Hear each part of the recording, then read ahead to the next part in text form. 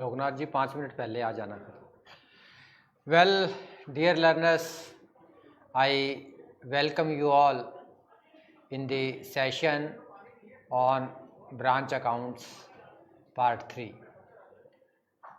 Well friends, you have learnt about the system of accounting for a dependent branch, and dependent branch is usually a small branch which merely functions as a sales depot. It means the dependent branch makes the sale on the behalf of the head office, and it does not keep the full system of accounting. It absolutely depends upon the instructions and upon the system designed by the head office. The main accounting records for such branches are maintained by the head office. So let us see how the transactions are recorded in the books of the dependent branch. So, but when a branch function as an independent unit and enjoy certain amount of operational autonomy, it keeps full system of accounts. Such branches are termed as independent branches. So, well dear learners, we have learned so far how the accounting is maintained, how the transactions are recorded as far as the dependent branches are concerned.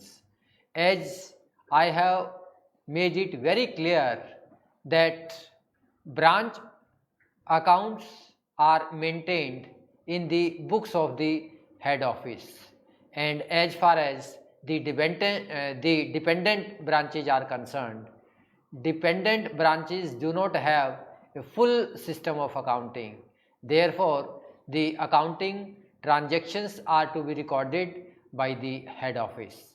So, today in the present session, we will discuss how the independent branches carry out their operation and how the transactions are recorded, how the books of accounts are maintained in the books of the independent branches, where the independent branches have certain amount of autonomy, and keeping the autonomy into consideration, what sort of transactions they can record in the books of the account and how transactions are recorded. So all the these operational sort of things we will discuss in the today's session. So independent branches maintains complete set of books on double entry system, but as far as the dependent branches are concerned, where we do not have the full system of accounting, depends upon the instructions of the head office.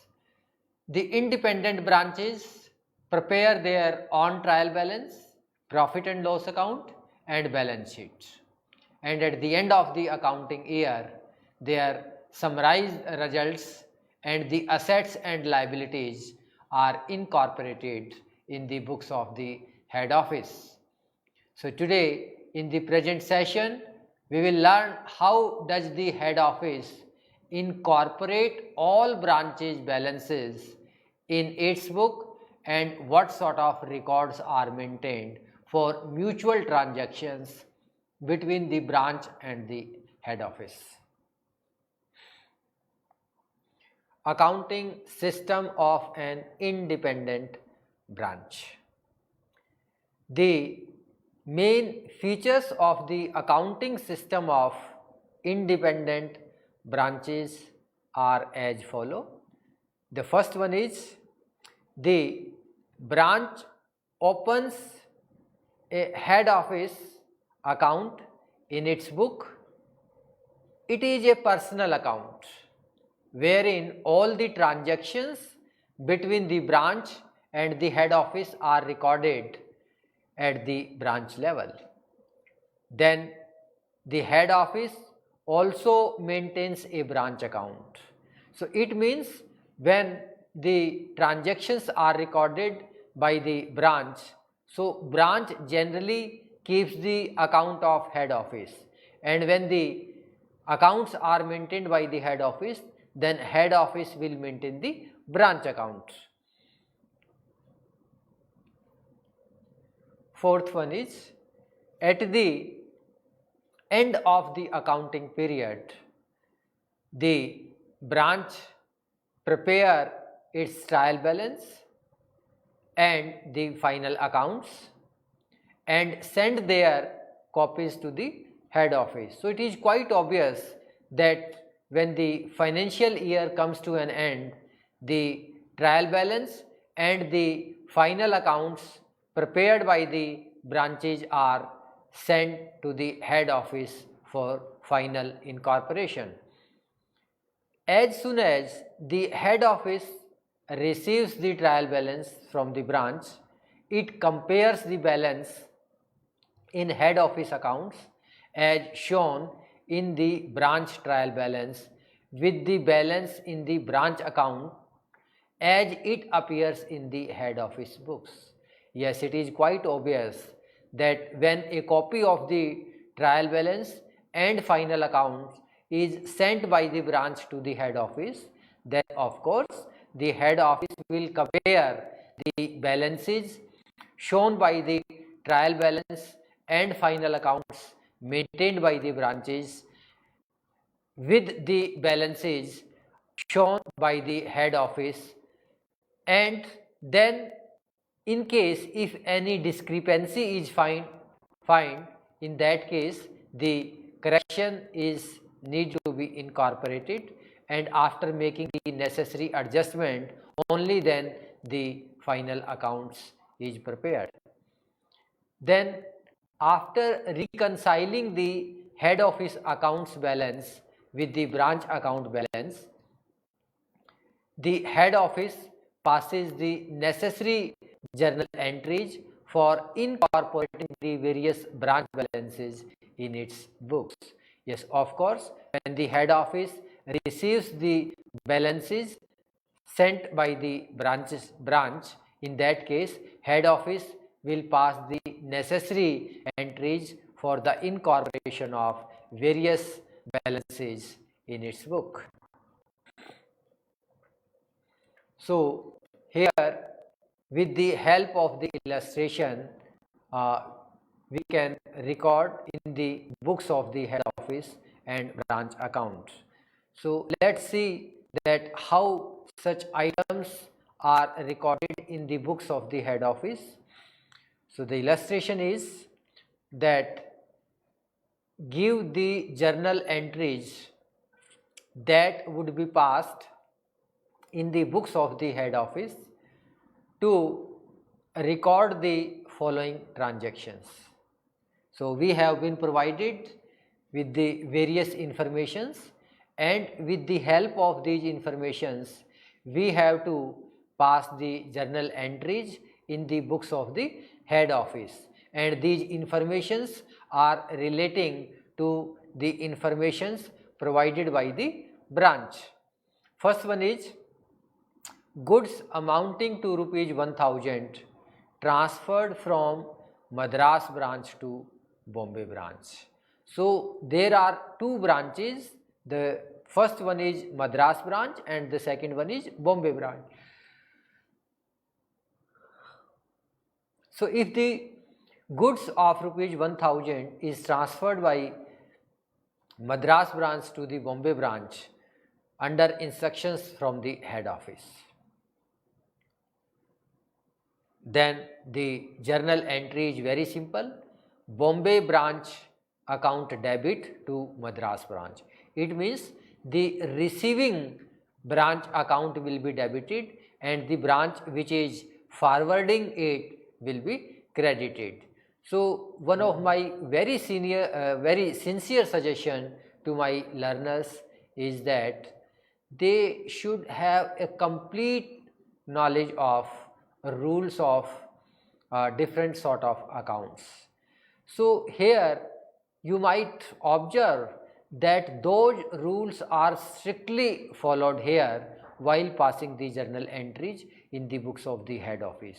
So here both the branches, that is Bombay branch and Madras branch, both are the personal accounts, and here we have applied the rationale of the personal account, debit the receiver. So it means the receiving branch will be debited and credit the giver. So the branch which is transferring the goods account will be credited. So very simple, the journal entry is Bombay branch account debit to Madras branch. So Bombay branch is the receiving branch and the Madras branch is the sending branch.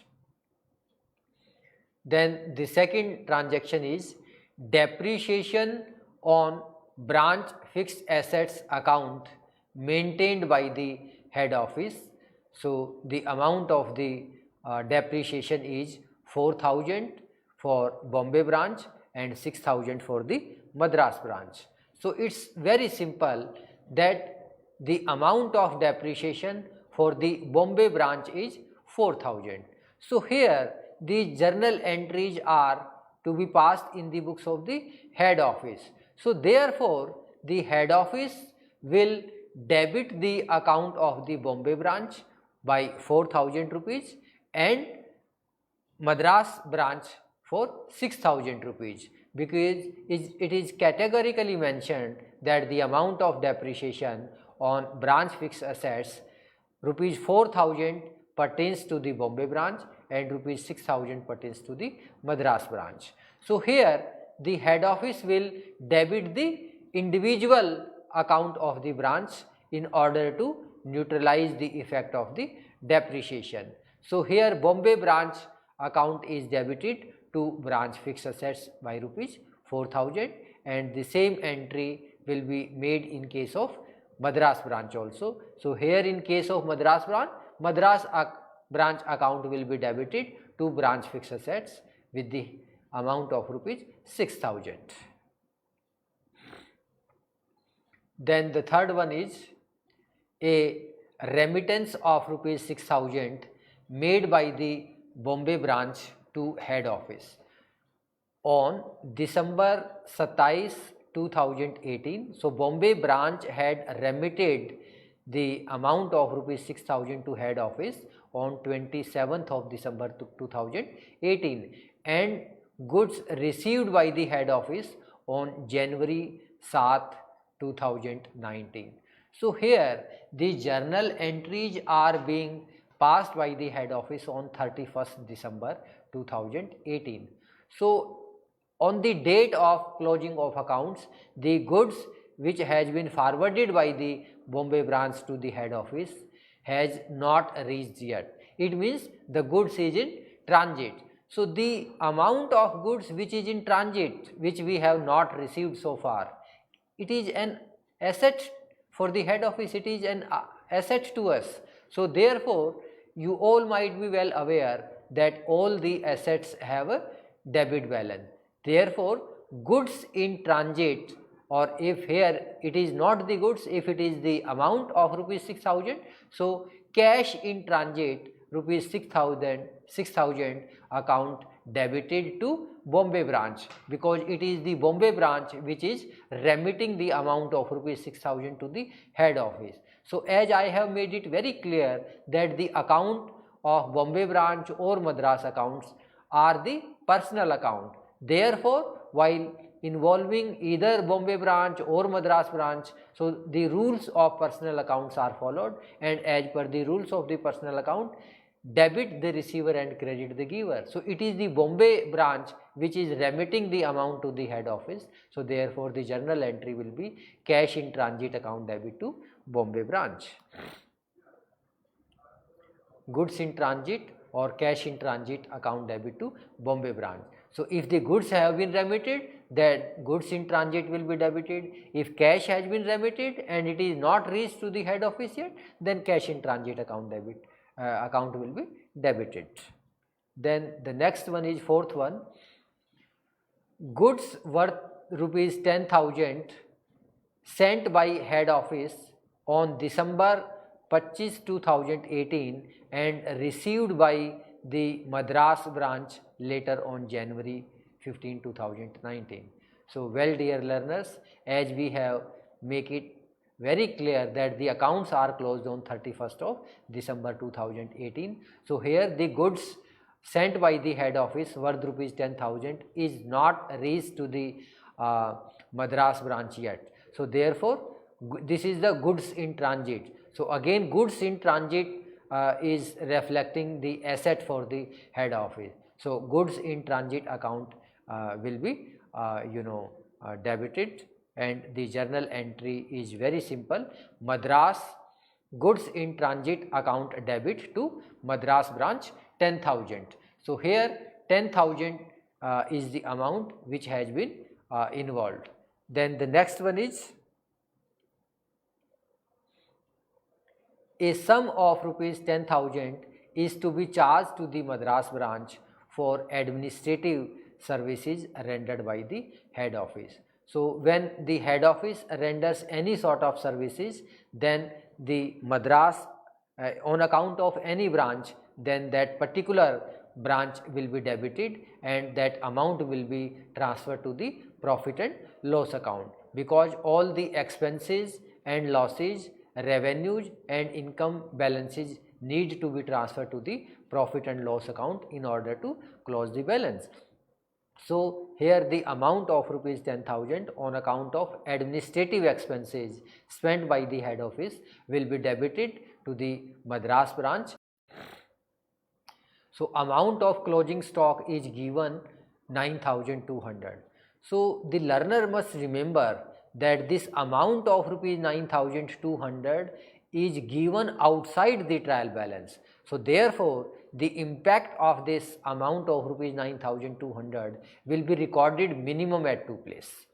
Pass the necessary journal entries to incorporate the Kanpur branch balance in the head office book and prepare the Kanpur branch account in the books of the head office. So here we have to record the journal entries and we have to prepare the Kanpur branch account in the books of the head office. So first one is Kanpur branch account, Kanpur branch trading account debit to Kanpur branch. So here opening stocks and good received. So you might see that opening stock is 12,000 and goods received from head office is 32,000. So dear learners, keep one thing in your mind, that any transaction which is supposed to be recorded in the debit side of trading account. So you know that the opening stock and goods received from head office, both are the items which need to be recorded in the debit side of trading account. So any item, or it may be a direct expenses also, so any item which is supposed to be recorded in the debit side of trading account, so for that the journal entry is very simple: Kanpur branch trading account debit to Kanpur branch 44,000. So amount is 32,000 and 12,000, so total is 44,000. Then the next one is Kanpur branch account debit to Kanpur branch trading 54,800. So here the amount is sales and closing stock. So dear learners, these are the two items which are supposed to be recorded in the credit side of the trading account. So here if we make the total of sales and closing stock, it comes to 54,800. Let's check it. So sales is 45,600 and the amount of closing stock is amount of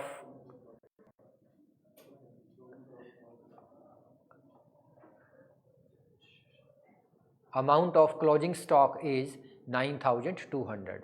So if we make the total of this, it's very simple, it is 54,800. So this journal entry is reverse to the first one, because in the first journal entries the transactions were supposed to be recorded in the debit side of trading account. That is why this journal entry was made, and as far as the second entry is concerned, it is meant for the transactions which are to be recorded in the credit side of the trading account, that is closing stocks and sale. Then the third one is Kanpur branch trading account debit to Kanpur branch. So here when we need to prepare